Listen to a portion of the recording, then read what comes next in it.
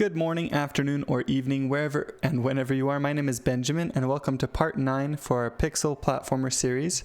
This series is made possible by the people who support my channel by purchasing my Godot course, which is currently on sale until the end of this month. There's a link in the comment section and in the description if you're interested in that. In this video, well, in the last one, we went over ladders and a simple finite state machine. In this video, I want to cover double jump, Coyote Jump, and a jump buffer. I really want to work on improving the character controller because it will make the rest of this a little bit more fun. Now, these on the to-do list, disclaimer, are not in any particular order, which means that I might do keys and doors next. I'm basically going to pick these based on how the last video went and where I think it makes sense. Basically my intuition, what I think is going to be a good video next. So let's get started. First thing we're going to do is come into our player here. I'm going to click the scene button so we can open up the player scene. Now, I think the easiest thing to add here is the double jump, so we can start with that. First, we need to click on the player's script and create a variable. We'll just call it double jump. We'll set it equal to 1. Now, using this, you could have more double jumps, and that's part of why I have set it to a number here. The way we could do 2 double jumps if we wanted. And we're going to come down into our move state. And inside of our move state, we have our is on floor, and then we have an else. If we're not on the floor, then we can jump right here, right? Okay, but what I think we should do here is, if we're here is, well, this is actually the jump. This is the jump release. So if we're on the floor, we allow a jump. If we're in the air, we allow a jump release. But we can also allow a double jump if the variable double jump is greater than 1. So we can add another line here that says if input.is action pressed UI up and double jump is greater than 0, then we can basically do the same code for our jump. Velocity.y equals move data.jump force. But now we need to make sure that we subtract from double jump. Otherwise, the variable will never return back to its original state. Or, I mean, it will never account for the double jump, and we'll be able to double jump forever. So we want to do double jump minus equals 1. This will subtract 1 from our double jump and allow us to jump. So now we have a jump and double jump. It didn't work. If input.is action pressed UI up and double jump is greater than 0, double jump minus equals 1. It needs to be is action just pressed. Otherwise, our initial jump will eat up our double jump as well. So we'll basically instantly double jump. There we go. Now we're talking. We can only double jump once, and that's because we never set our double jump back to 1. So let's go into our move data, player movement data, and we'll create another variable in here, export. In fact, we'll do 2. Int var climb speed. What did we have our climb set to? 50. Let's check our climb state. Yeah, 50. Oops. Okay, so climb speed equals 50. Export. Int var double jumps or max double jumps we'll just call it double jumps, equals 1. So we'll give our character 1 double jump with this movement data. Double jump count. Yeah. Double jump count equals 1. So by default, our player movement data will just allow for a single double jump, but that's something we could easily change if we wanted to. Now, inside of our climb state, we're going to, instead of having 50 here, we'll do player, or move data, move data dot climb speed. Yeah, we want move data to be cast so we get autocomplete. So up here, we're going to do resource var move data as player movement data. I think we can do that. Var got as instead. It's not going to let us do it right there.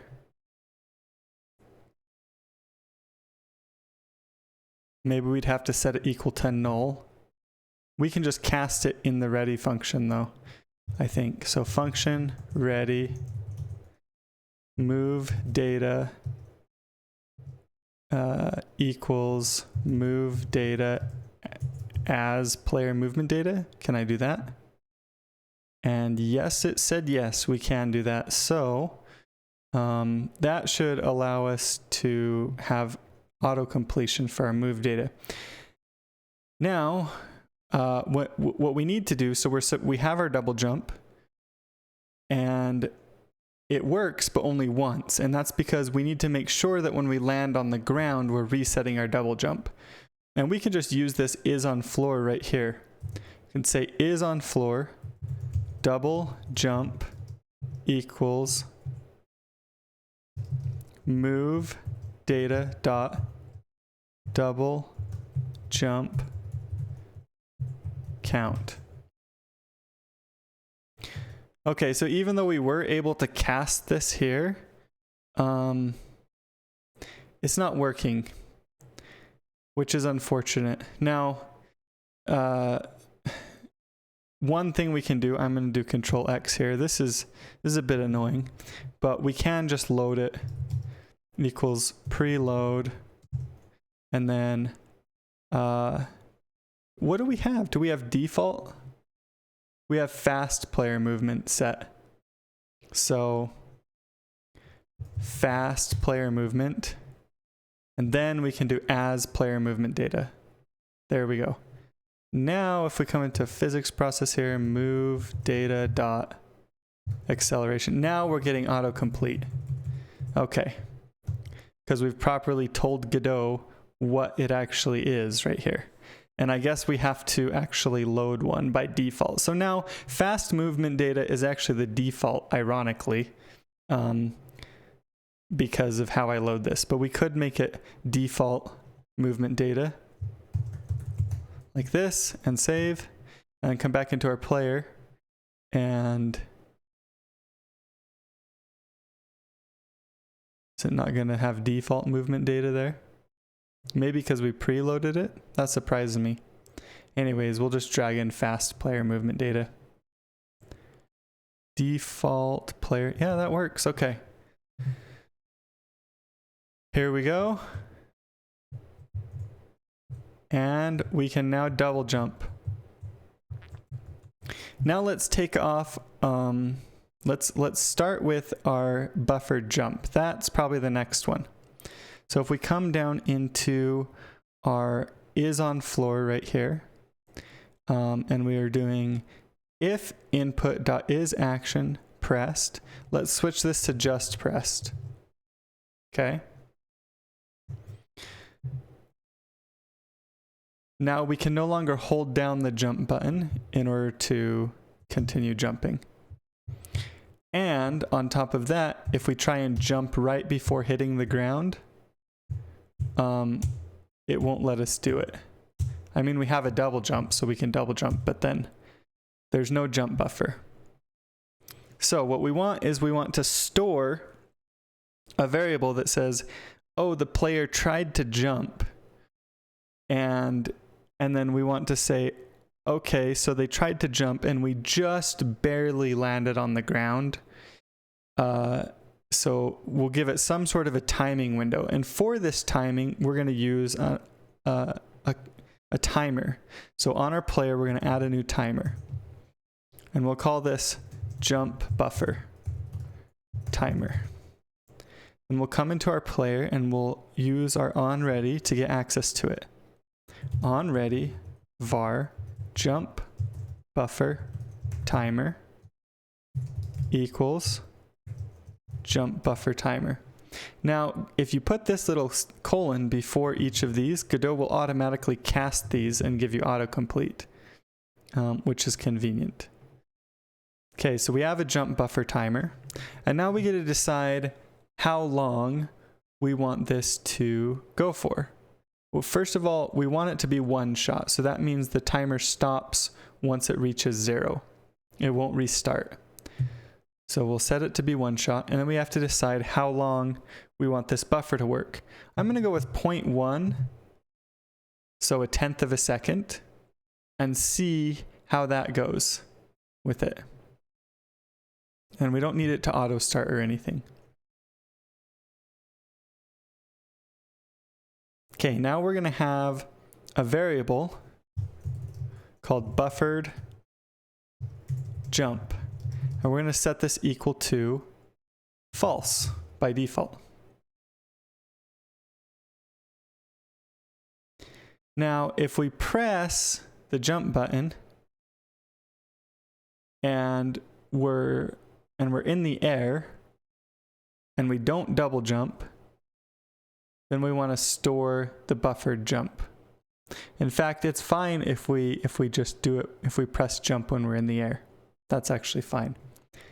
So we can come into here, we can just say if input.is action just pressed UI up, and I accidentally have an uppercase here, buffered jump equals true. Jump buffer timer. I didn't notice this, but I've got timer all mixed up here. Okay, let me fix that. Jump buffer timer. There we go. Dot start. So this will start the timer. Now, we've set jump buffer to true. And now when we come into where we actually jump, right? Where it says if is action just press jump right here, we can also put and input buffer or jump buffer. No, not and. We want this to be an or jump buffer equals true. Buffered jump. Buffered jump. And you can do equals true like this, or you can actually just leave it like this, and or buffer jump. So if we're pressing the up key, or we have a jump that is buffered, then jump. Okay. And you can see now our character has a buffered jump forever, and it just constantly is jumping because we never actually set buffered jump to false. So we want to set buffered jump to false here. Buffered jump equals false. Because we just used the buffered jump, we don't need to use it again. And now if we jump and then double jump, we'll immediately buffer a jump on landing, right? But we don't want it to buffer jumps that are pressed at any time while we're in the air. We want to actually use our timer. So what's our logic look like so far? If we press the jump key when we're in the air, we set buffered jump equal to true. So it's buffering a jump. If we're on the ground and buffered jump is equal to true, then we'll immediately jump and set it back to false. because we no longer need to buffer any more jumps, or we've already used that buffer jump. Okay, but there's another case where we need the timer to set buffer jump to false. And that's the next step. We need the timer to set buffer jump to false if it's been a certain amount of time since we buffered the jump. So we'll come into our timer and it's got a timeout signal. So we can go to node, so timer, node, signals, and double click on timeout and connect it to our player. And it will add a new script to the bottom of our player. And you can see we've got a little green icon here saying that we have connected this signal to this function. Now we can say buffered jump equals false. So now we've completed the logic loop. If we press the up key while we're in the air, we buffer a jump and start the timer. If we hit the ground before the timer ends, we immediately jump and set buffer jump to false. If we hit the ground, if the timer ends first, then we set buffer jump to false and it doesn't buffer the jump. So that gives us a little window for buffering jumps right before landing. And it does work.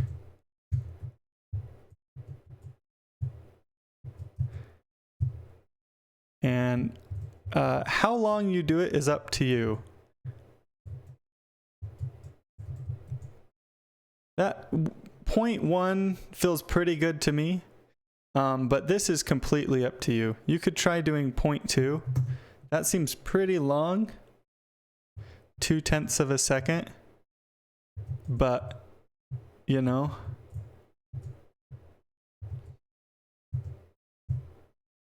It's also doing a full jump because we're no longer letting off. I think, I don't know, you'll have to mess with this and find a value that works good for you. But for now, it is clearly working. I got mine to work. It was definitely buffering the jump, and I'm going to leave mine at 0.1. So now we have a buffered jump working. Now the last and final movement option that we want is the Coyote Jump. So it gets its name from the classic Roadrunner and Coyote shows where they run off the cliff, hover there in the air for a second, and then fall. So this allows our player to run off an edge and then jump right away.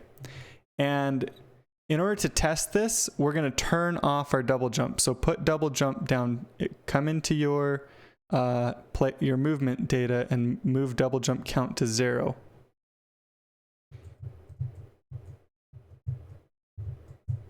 And now we no longer have a double jump. So we can easily test this. Okay.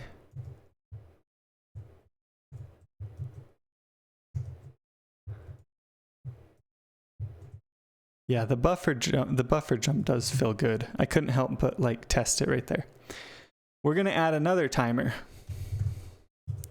We're going to call this timer Coyote. Is that how you spell it? Jump timer? I can't remember how to spell it. I think that's right. Coyote Jump timer. Now we're going to come over here and we're going to create a variable called Coyote Jump. Set it to false. I'm trying to remember the exact logic for how we can go through this. So here's the logic we need. We need to detect in our code if the player was standing on the ground and just left the ground but didn't jump. Because we don't want to allow them to input a coyote jump after immediately jumping. So it's basically if they went off of a ledge.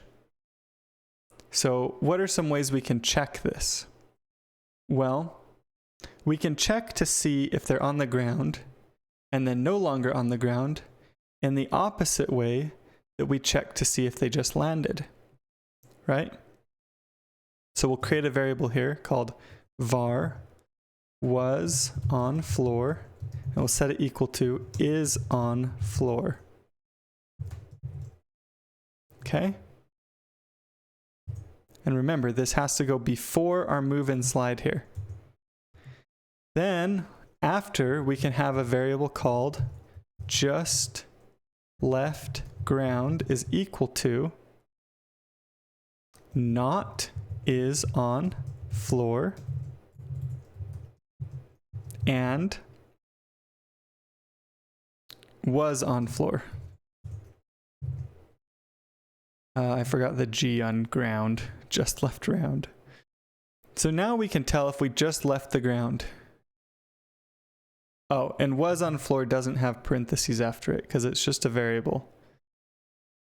Okay. We can check to see if we just left the ground. Now, the way that I think the easiest way to check to see if we just jumped is to check and see if our velocity is negative, if our y velocity. If our y velocity is negative, that means we're going up, which means we just jumped. If our y velocity is positive, that means we're going down, which means we just walked off a cliff. And that's the one we want. We want positive or equal to 0. Actually, we'll accept equal to 0 as well. So if just left ground and velocity dot y is greater than or equal to 0, that's our check to see if we just left a ledge. Coyote jump equals true. Okay? And we can set our coyote jump timer. So this is also going to be a one shot. And I'm going to give this one, just to be real generous, we're going to do 0.2 to start it off with, okay? And then at the top of our code, we'll get access to that. So on ready var coyote jump timer equals coyote jump timer. So we get access to it, come back down here, and we set coyote jump equal to true, and then we say coyote jump timer dot start. Okay? And just like our buffer jump, this works very similar to a buffer jump actually. We're going to connect our coyote jump timer, the timeout signal, to our player, and we'll set coyote jump equals false. Very similar, and make sure you've got the green icon. Okay. Now we need to allow our player to jump, but we're not going to do the check here when they press it. We want to do the check right here to see if, so we're going to allow them to jump both when they're on the ground and when the coyote jump is set to true. So not and, but or. So either when they're on the ground or when coyote jump is set to true. So is on floor or coyote jump equals true, or just you can put or coyote jump. Let's feel how this looks. Okay. Now you can see we can walk off the ledge and we can jump. But we're immediately getting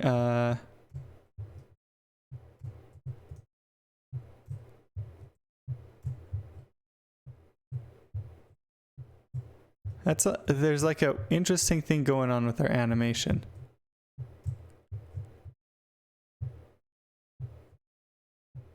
Point 2 is actually not as generous as I thought it was. It is generous, but yeah. Okay, so there's some weird stuff going on with our animation. We'll take a look at that. But first, I want to take just a minute at the end of this video to clean up our code a little bit, because it's starting to get a little bit crazy here, right? And there's some things we can do to clean it up. And how you clean it up is going to be specific to each person, but I'm going to kind of show you just at a glance. I'm doing this on the fly. I didn't prepare like how I was going to clean up this code or anything. So I'm just going to look for some problem areas and try to come up with some solutions for how I could clean up the code.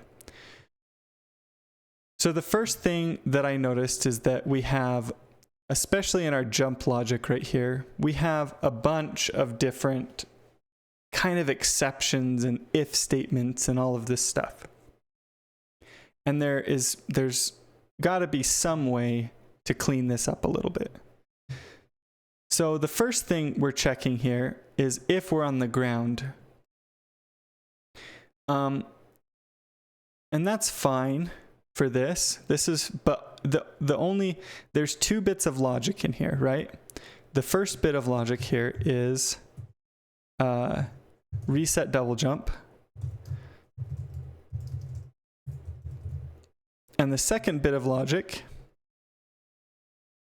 and by the way, you don't have to add these comments in because I'm just adding them to think through this here. The second bit of logic here is actually jump. Okay? And based on an input. So we're giving it an input and then we're actually jumping. So we can this right here can be put into its own function. So let's do that. Let's come down here below our states and we'll make a new function. We'll call this function maybe input jump, like this. Now we'll come up here and we'll copy this right here and we'll put input jump and we'll paste our code right here. Make sure that it's tabbed properly. Okay, so now we took that logic and we put it inside of its own function called input jump. And then we pasted that function up here. Okay. Now, even though both of these bits of logic are inside the same check here, the check is actually different. We want this to happen whenever we're on the ground, the double jump count to get reset. And we want this to happen when we're on the ground or when we have a coyote jump. We want to be able to input a jump. So we're going to make the first function, we're going to separate them. We're going to say if is on floor, and then we're going to put double jump right in here. So if we're on the floor, reset the double jump. Okay, and we can take this out of here now.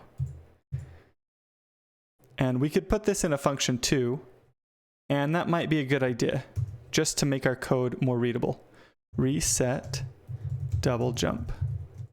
And now I'll come down here and I'll make a function. Reset double jump. Okay. The double jump we have a function for resetting the double jump. So if we're on the floor, reset the double jump. Now, this right here, if we're on the floor or coyote jump, we can call this, we can turn this into a function called can jump. So if can jump, input jump. So we'll come down, we'll make a function. Function can jump. And this function will return this value right here that we set up in our if statement. Is on floor or coyote jump. So we'll replace that. Return is on floor or coyote jump. So now we have a function called can jump, and it just returns the same inputs we had before. Inputs maybe isn't the right word, but the same condition, the same check. So if can jump, input jump. Else, now here we have all this, right? And this could be cleaned up too. But you can see our code is already more readable. If is on floor, reset double jump. If can jump, input jump. That's starting to be a lot cleaner, and we've moved the code. We've moved the code into these functions. So instead of using comments and commenting our code, we've made functions that tell us what the code does. So instead of having comments like I was doing initially, I've created these functions. And a lot of the time when I'm cleaning up code personally, I will use comments in order to give myself an idea of what I want to separate out into a function. So this right here, input.x equals 0. This could be written in its own function as well, and which would be that we're not inputting a move. So I guess you could call that input move. So we would make a function that says input.x does not equal 0, and that would be yes, we're inputting a move. Yeah. So let's do that. Let's make a new function down here. Call this function input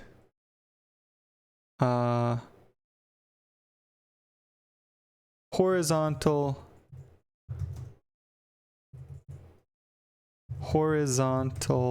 move input. I'm not sure what to call the function, but we'll start with that. And then we'll just do return input.x does not equal 0. Input, and we have to pass input into it. Input.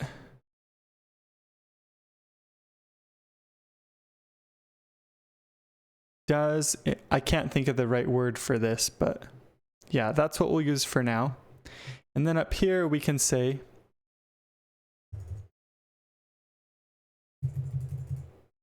instead of doing if input.x does not equal 0, we can do if not horizontal move input.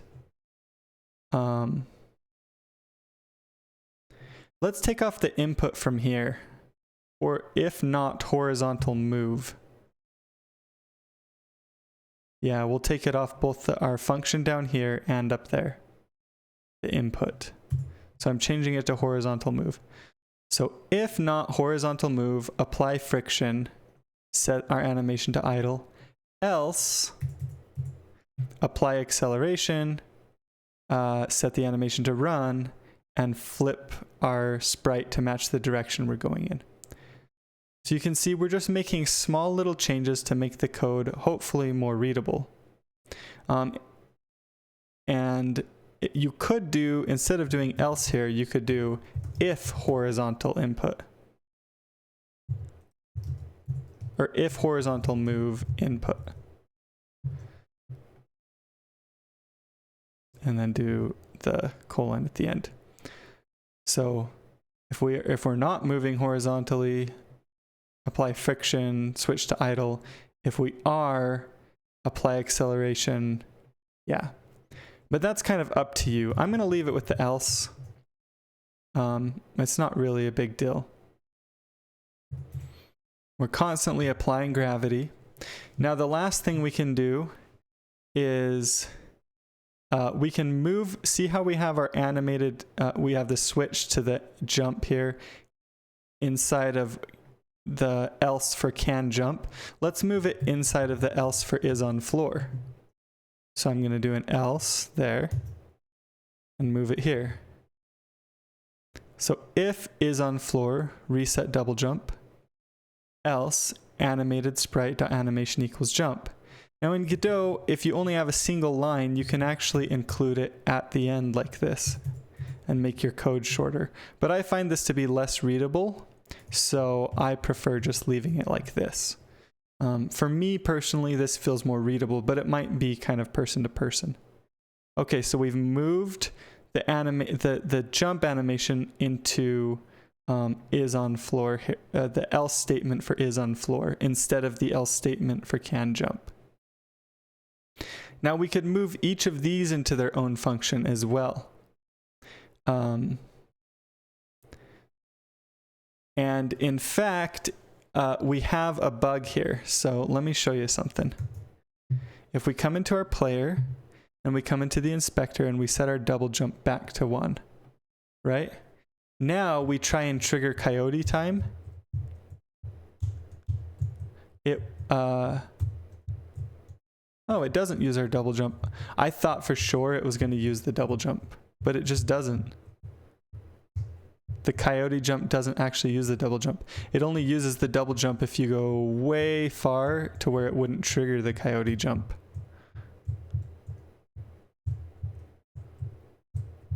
Huh. I thought for sure there was going to be a bug. But I guess not. That's great, right? So, and I think it's because we must be prioritizing where is the coyote jump actually? Oh, coyote jump is inside input jump, right? No, that's buffer jump. Where is coyote jump? It's right. Oh, it's in can jump. Yeah, that's where it is. Yeah, that makes a lot of sense. So it's prioritizing the coyote jump over the double jump, and that's why we don't have a bug. So perfect. Awesome. Okay, we're going to do just a little bit more cleanup. We're going to create some functions for these. What is this? This is our fast fall. We're going to create some functions for each of these. So for this one, we're going to do one called jump release, maybe input jump release. And for this one, we're going to do input double jump. And for this one, we're going to do input buffer jump. Or no, we'll call this buffer jump. And for this one, we're going to do fast fall. Okay, so these comments represent the functions I want to make for each of these. So we're going to make our functions now. Come down here. I'm going to make input. What was the first one? Jump release. Pass. Function input.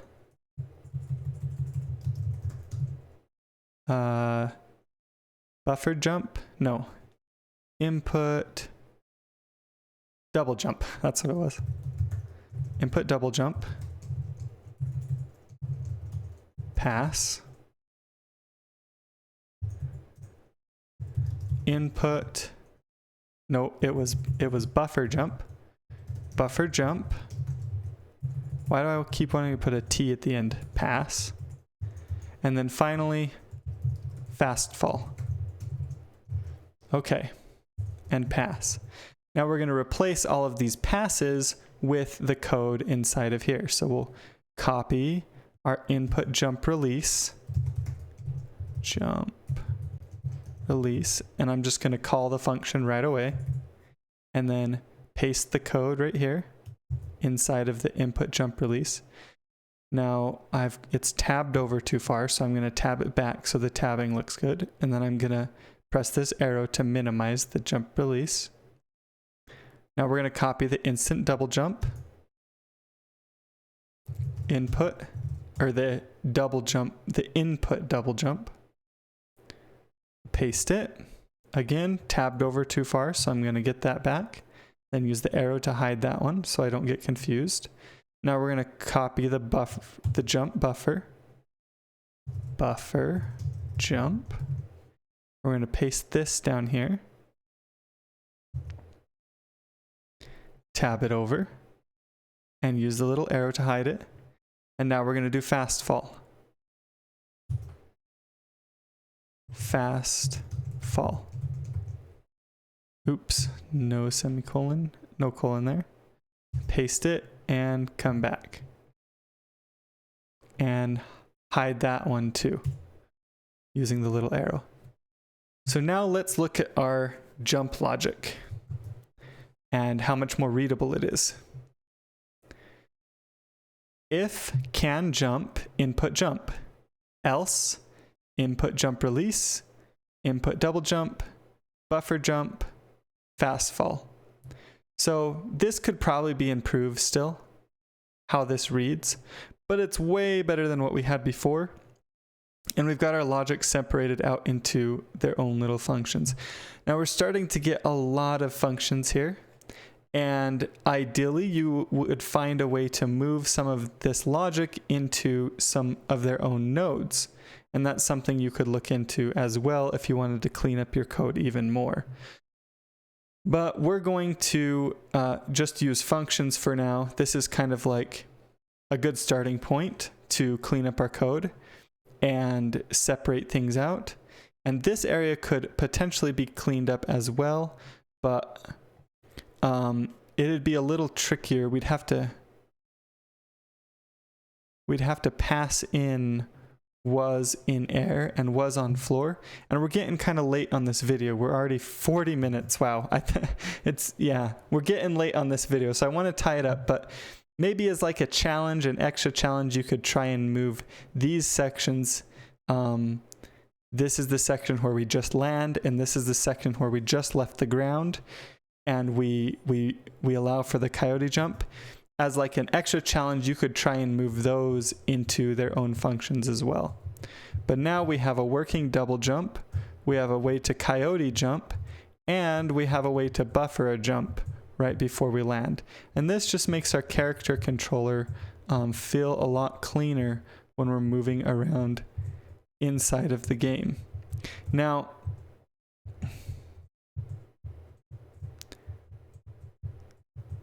we don't get our double jump back when we climb on a ladder, so keep that in mind. And that's up to you whether you would want to reset the double jumps inside of your climb state. It's kind of a game design decision there. But yeah, that's going to be it for this video. We got a lot done. We implemented 3 new movement features with the coyote jump, the buffer jump, and the double jump. The double jump allowing for multiple, so if we wanted to do 3 double jumps, we can have 3 double jumps very easily. So that works great if you want to be Kirby and fly around. And we also cleaned up our code just a little bit, which was optional. It didn't change the logic of the code mostly. It mostly stayed the same, but it made our code look quite a bit cleaner. So thank you all so much for watching this video. Hope you learned something and enjoyed it, and I will see you all in the next video.